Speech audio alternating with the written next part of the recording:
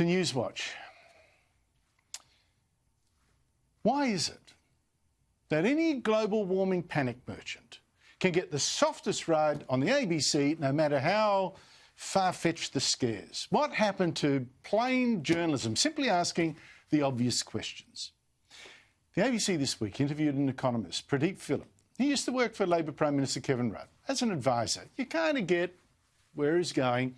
And Philip came up with a big headline report this week, a Deloitte Access Economics one.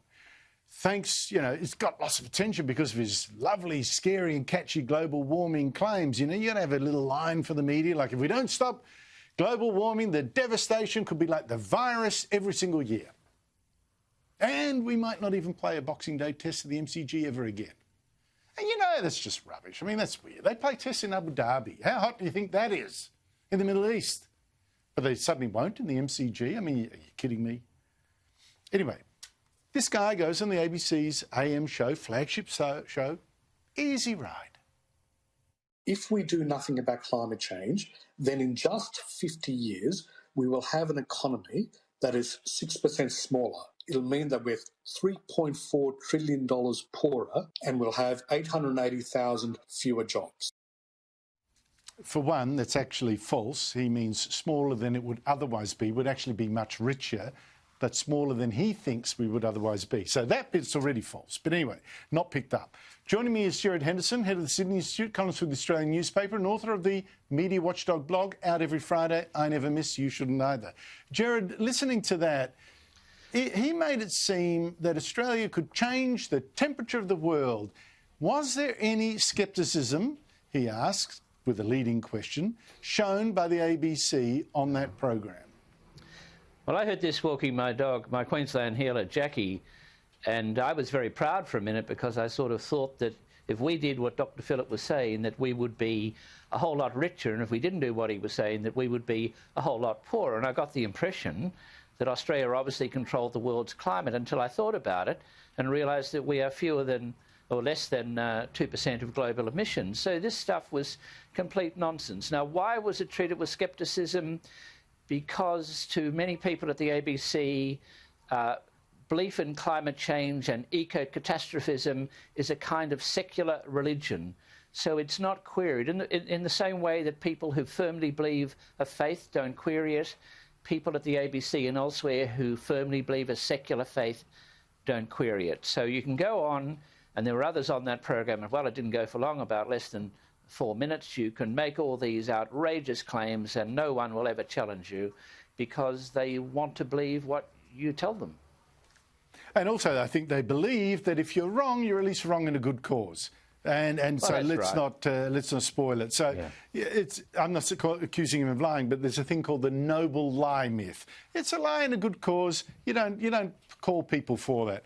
Now, the ABC, generally speaking, on the other hand, does not seem to be a welcoming place for people prepared to ask the sort of questions that you are talking about and that I'm talking about the leftist orthodoxy. Now, Greg Sheridan is a mild conservative. It's a foreign affairs writer with the Australian, very good. But, Gerard, listen to this. Oh, in fact, you've heard it because you told me, hey, listen to this to me. An Australian academic was saying on the ABC's Q&A last night that the ABC wanted Sheridan kicked off this ABC show. And there's a New York Times journalist on this panel, from the left, of course, New York Times journalist, saying, why not kick him off? Have a listen. We all rightly criticize Donald Trump for his uncivil and unpresidential language. But let's take up what you're raising. I looked at the Twitter feed today for this program. There were more than 300 tweets in my feed, every single one of them, and I mean every single one, criticizing that man, Greg Sheridan, calling him all sorts of names, all the hatred poured out at Greg Sheridan, people saying Q&A is no longer balanced because Greg Sheridan is on it. Well, let's be fair, though. Part of that criticism is because his boss is Rupert Murdoch. And let's be honest, Rupert Murdoch has had an enormous influence in American politics as well. So, there is a conversation that needs to be had. 300-0 anti-Greg Sheridan hate speech, but you could and he's opposed to Donald Trump. Gerard, how did you read that exchange?